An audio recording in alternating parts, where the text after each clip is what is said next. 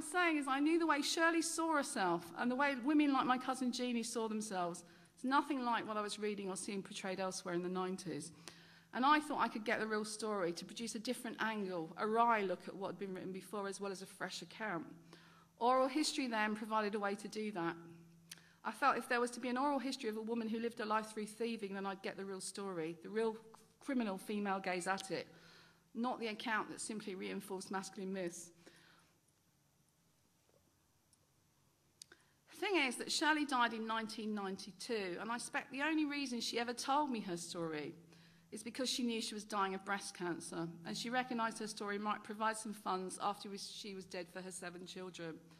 It took me 4 years to write up Gone Shopping, and I did sell the film rights. Her funeral with 21 hearses was a major experience for me. So many people loved Shirley. She was a very decent woman despite what she did for a living. And the paparazzi, of course, had a field day because the East End underworld, so-called, were there and supplied the wreaths to commemorate her trade, rather beautifully.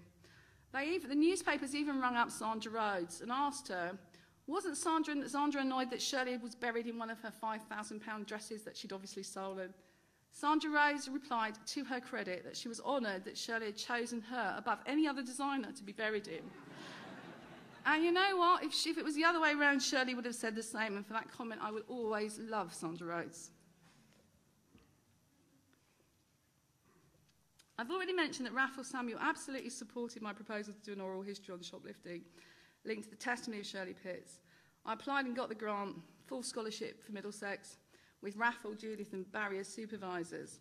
Raphael also later nursed me through Shirley's death and the heavy responsibility I felt in writing up what was to be the final account of her life.